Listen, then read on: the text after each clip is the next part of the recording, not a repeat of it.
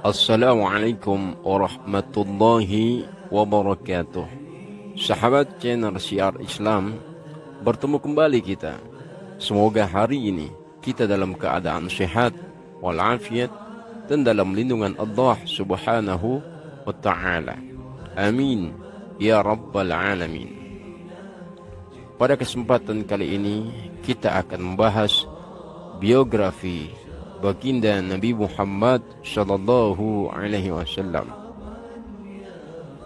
Nabi Muhammad sallallahu alaihi wasallam lahir dari kandungan bundanya pada hari Senin tanggal 12 Rabiul Awal tahun Gajah, bertepatan dengan tahun 571 Masehi di kota Mekah Al-Mukarramah.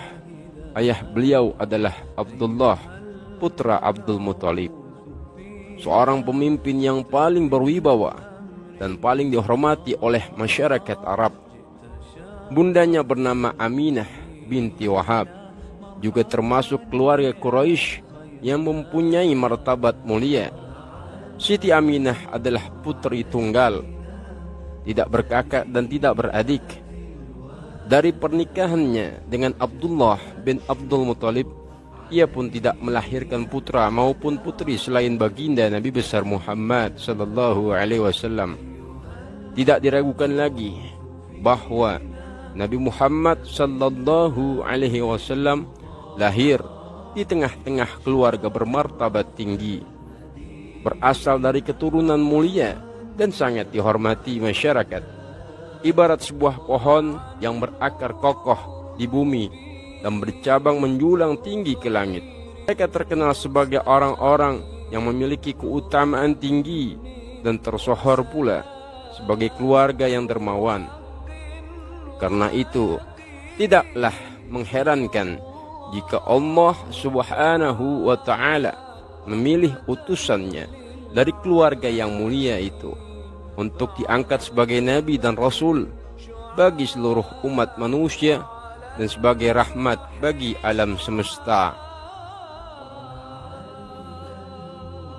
Keluarga yang mulia itu ialah keluarga Bani Hashim bin Abdul Manaf bin Qusay, seorang Quraisy yang memiliki kehormatan dan kekuasaan besar sebagai pemimpin kaumnya.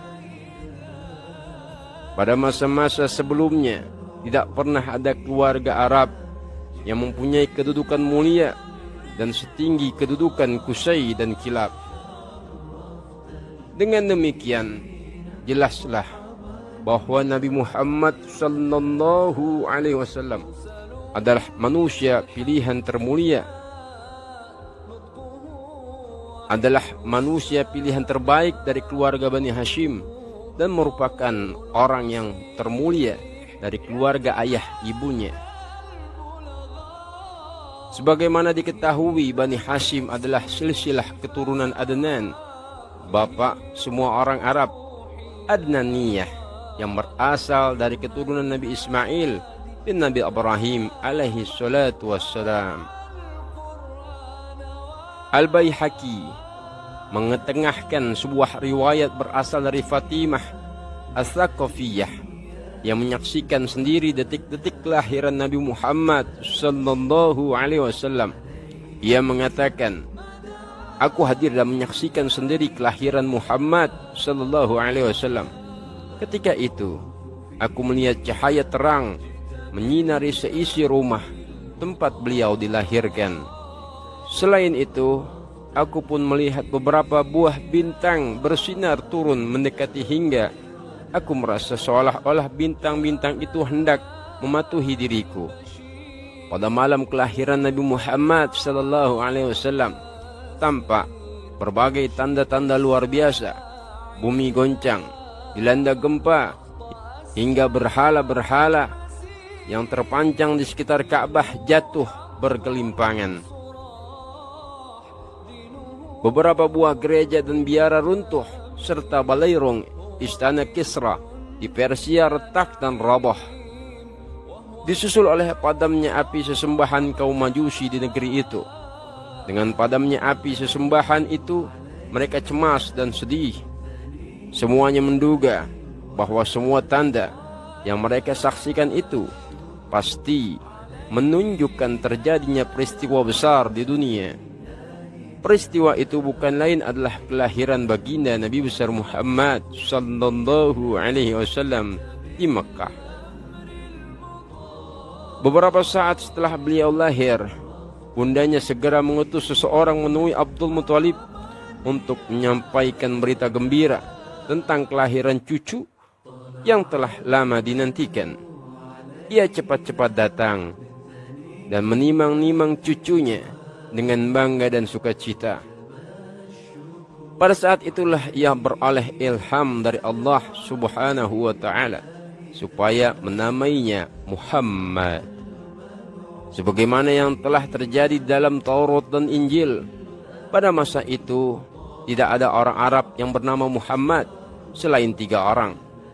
Nama tersebut diberikan oleh ayah-ayah mereka berdasarkan pendengaran mereka bahwa beberapa ahli nujum mencanangkan akan datangnya seorang nabi di Hijaz bernama Muhammad.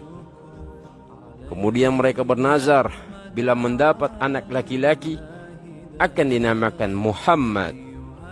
3 orang yang masing-masing bernama Muhammad itu ialah Muhammad bin Sufyan At-Taimi, Muhammad bin Bilal Ausi, dan Muhammad bin Hamran Al-Jahfi.